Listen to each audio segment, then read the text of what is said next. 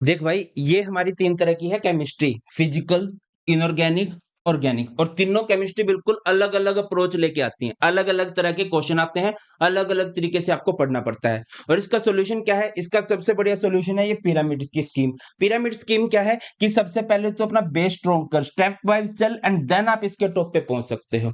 और देखो, सबसे इंपॉर्टेंट रोल प्ले करती है रिवीजन, कि आपकी रिवीजन किस तरह की है और आपने केमिस्ट्री में सब कुछ कर लिया है कि नहीं। इसके लिए आपकी केमिस्ट्री के लिए चेकलिस्ट भी बनाई है। इस चेकलिस्ट में सब कुछ दिया कि आपने क्या क्या करना है। एंड में आप किसी भी चैप्टर को कंप्लीट तब मानना जब आपके सारे के सारे पॉइंट टिक हो चुके हो, है ना। जब बार बार सोचते हो ना कि सर वो चैप्टर पढ़ भी लिया है बट कॉन्फिडेंस नहीं आ रहा मुझे कि मेरी तैयारी अच्छी है कि नहीं है, तो ये चेकलिस्ट बिल्कुल अच्छे से करनी है। तो आज की वीडियो में हम लोग बात करने वाले हैं how to cover full syllabus of chemistry in just 4 months।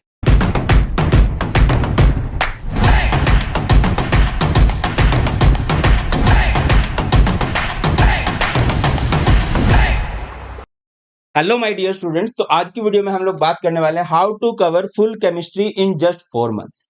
सिर्फ 4 महीनों में आप पूरी केमिस्ट्री को कैसे कवर कर सकते हो, ये बहुत इंपॉर्टेंट वीडियो रहने वाली है। और इस वीडियो में आगे बढ़ने से पहले एक इंपॉर्टेंट क्वेश्चन मैं आप लोगों से पूछना चाहूंगा। आप लोगों ने कमेंट सेक्शन में जरूर बताना है कि आप क्लास 12 बोर्ड के साथ किसके एग्जाम देने वाले हो। क्या आप सिर्फ क्लास 12 बोर्ड्स के एग्जाम देने वाले हो, क्लास 12 बोर्ड्स प्लस सीयूटी के एग्जाम देने वाले हो, क्लास 12 बोर्ड्स प्लस नीट का एग्जाम देने वाले हो, या क्लास 12 प्लस जेई का एग्जाम देने वाले हो। मुझे थोड़ा सा आइडिया हो जाएगा कि हाँ, हमारे बच्चे किस किस का एग्जाम देने वाले, सो दैट कि बोर्ड्स के अलावा वहां पर भी उनकी हेल्प की जा सके। तो चलिए एक बार आते हैं, आपके लिए एक बढ़िया सा वैगन व्हील बनाया है जो पूरा का पूरा सीबीएसई का ब्लूप्रिंट है। बेटे जी, आप सबको पता होगा हमारा एनसीईआरटी का सिलेबस रेशनलाइज हुआ है। बाकी सीबीएसई ने तो पिछले 2-3 सालों से ही ये सिलेबस वो फॉलो कर रहे हैं, है ना। ये आपके सारे के सारे चैप्टर हैं। Solution 7 marks, electrochemistry 9 marks, chemical kinetics 7 marks, D and F block 7, coordination compound 7 marks का आने वाला है, haloalkyl haloarene 6, alcohol phenol ether 6, aldehyde ketones carboxylic acid 8, amine 6 और बायोमोलिक्यूल हमारा 7 मार्क्स का आने वाला है। और ये वैगन व्हील हमें यही बताता है कि हमारी जो सबसे ज्यादा इंपॉर्टेंट है, सबसे ज्यादा मार्क्स की है, वो ऑर्गेनिक केमिस्ट्री है, 33 मार्क्स की है। फिजिकल केमिस्ट्री 23 मार्क्स की है और इनऑर्गेनिक केमिस्ट्री आपकी 14 मार्क्स की है। अगर मैं इजी टू मॉडरेट जाने की बात करूं या इजी टू हार्डनेस की तरफ अगर आप जा रहे हो, तो ये वैगन व्हील एंटी क्लॉकवाइज घूम जाता है। आप सबको मैं सजेस्ट करूंगा कि सबसे पहले फिजिकल केमिस्ट्री करना, जो आपको एक पासिंग रेंज में लेके जाएगी। फिजिकल के बाद इनऑर्गेनिक पे जाना, जो आपको पासिंग से थोड़े अच्छे मार्क्स की तरफ लेके जाएगी। और अगर आपका एम है 90 प्लस स्कोर करना, 95, 98, 100 तक आप जाना चाहते हो, देन आप ऑर्गेनिक की तरफ जाना। और देखो, ये सारे के सारे पोर्शन ही मल्टीपल रिवीजन मांगते हैं, बट बेटा जी आपको स्ट्रक्चर्ड वे में पढ़ना पड़ेगा हर एक चैप्टर को, हर एक पोर्शन को। वो किस तरह से पढ़ेंगे हम लोग?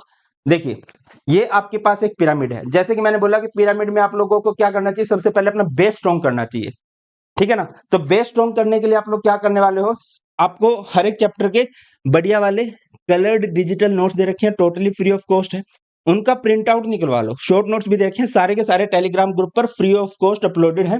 टेलीग्राम चैनल है भारत पंचाल सर के नाम से, जिसका लिंक आपको डिस्क्रिप्शन में भी मिल जाएगा, ठीक है। सारे के सारे नोट्स निकलवाओ और वन शॉट देखो। वन शॉट देखने से क्या होगा, आपको इस चैप्टर की थ्योरी कवर होगी। आप 1.5x में देख सकते हो, 2 बार देख लेना, ये आपको 50% मार्क्स जो है कवर करवा देगा। उसके बाद बेटा जी आपको जरूरी है, अब आप सबको पता है कि पैटर्न बदला है, एग्जाम्स का पैटर्न चेंज हुआ है। एग्जाम्स में नए तरह के क्वेश्चन आने लगे हैं, रीजन असर्शन क्वेश्चन आने लगे हैं, केस स्टडी बेस्ड क्वेश्चन आने लगे हैं, और थोड़ा सा कॉम्पिटेंसी बेस्ड हम लोग जा रहे हैं। तो उसके लिए जरूरी है कि एक बढ़िया सा क्वेश्चन बैंक लगाओ। और यहाँ पे तुम्हारे भारत सर की एक केमिस्ट्री की बुक है, ठीक है। इसमें सारे के सारे चैप्टर की बढ़िया थ्योरी, बढ़िया वाले एनसीईआरटी क्वेश्चन, सारे के सारे प्रीवियस ईयर क्वेश्चन, सारे के सारे एग्जाम्पलर इंपॉर्टेंट जितने भी क्वेश्चन बनते हैं, टॉपर्स की आंसर शीट, आप क्या जनरली गलतियां करते हो, और हर एक चैप्टर की शॉर्ट समरी, सब कुछ जो भी आपके लिए नीडेड है वो सब कुछ आपको मिल जाएगा। जब वन शॉट कर लो तो आप क्वेश्चन बैंक लगाओगे, हर एक टाइप के क्वेश्चन आपको दे रखे हैं। ये आपको 50 to 70, वैसे तो ये 100 तक ही बहुत है, बट मैं स्टिल रिकमेंड करूंगा आप इसको अच्छे से कर लेते हो, चलो 70 हो गया। इसके बाद आप क्या करोगे बेटा जी, नेक्स्ट आप लोगों के लिए प्रीवियस ईयर क्वेश्चन करने हैं आप लोगों ने। प्रीवियस ईयर क्वेश्चन से आपको क्या पता चलता है, देखिए यहां से आपको एग्जामिनर, अब नया पैटर्न क्या है आप उसमें ढलोगे।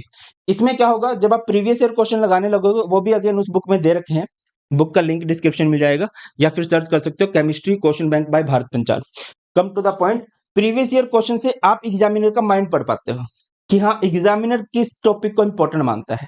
और इसके लिए मैंने एक इंपॉर्टेंट वीडियो बना रखी है, chapter wise most important topics for board 2024। इसमें मैंने एनसीईआरटी के इंपॉर्टेंट क्वेश्चंस को मार्क कर रखा है। मैं आपको ये नहीं कहता कि आपने सब कुछ नहीं पढ़ना है, आपने केमिस्ट्री में सब कुछ पढ़ना है, बट आपको पहले स्टार्ट करना है कि हाँ मेरे ये टॉपिक स्ट्रॉन्ग होने चाहिए।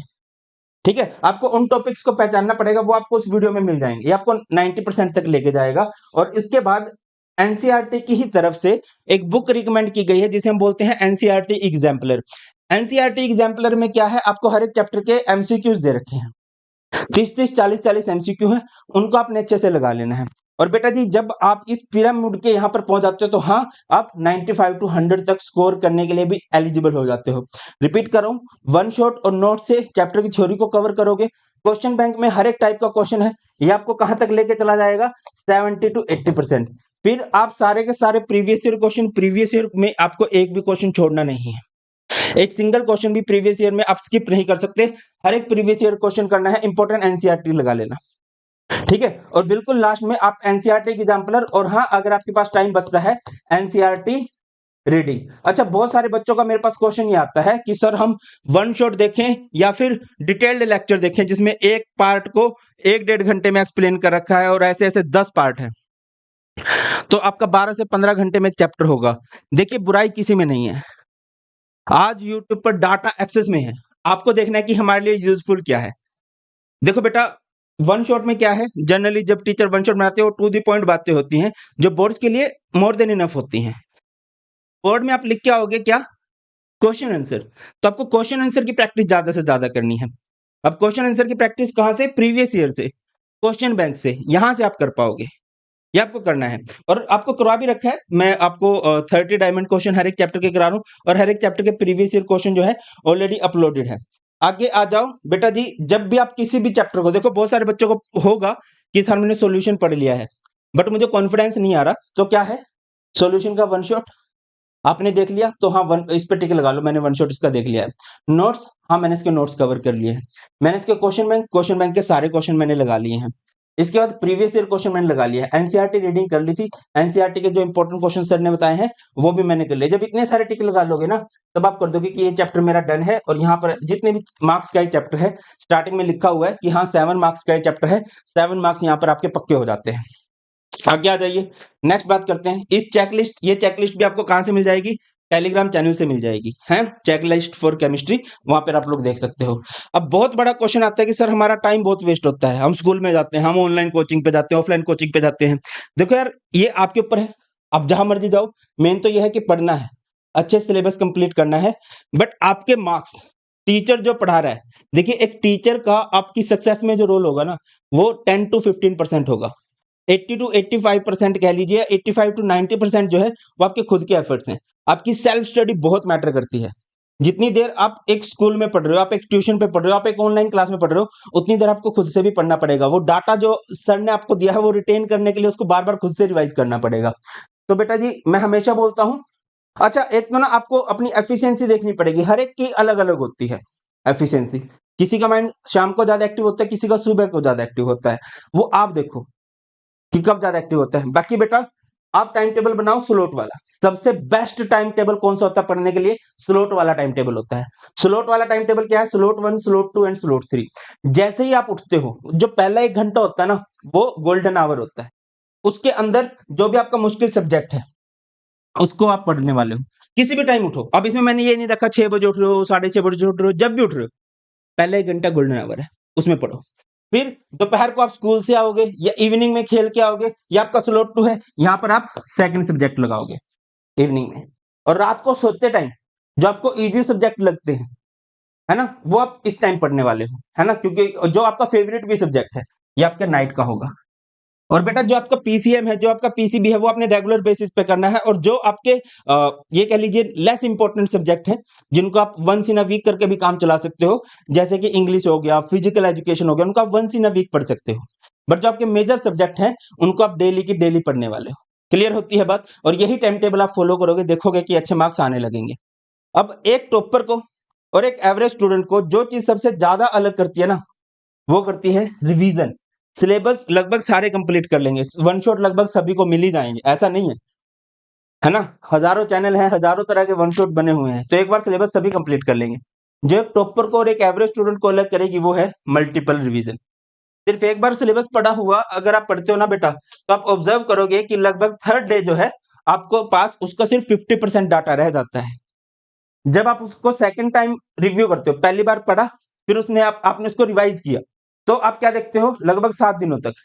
तो कोई भी टॉपिक आपको लगभग 5 से 6 बार पढ़ना चाहिए। 5 से 6 बार आपकी रिवीजन होनी चाहिए अगर आप मोर देन 90% लेके आना चाहते हो। और ये मैं नहीं कह रहा हूँ, ये जिन बच्चों के 199 मार्क्स आए हैं ना, उन सब बच्चों का कहना यही था कि सर मैंने मल्टीपल रिवीजन की है।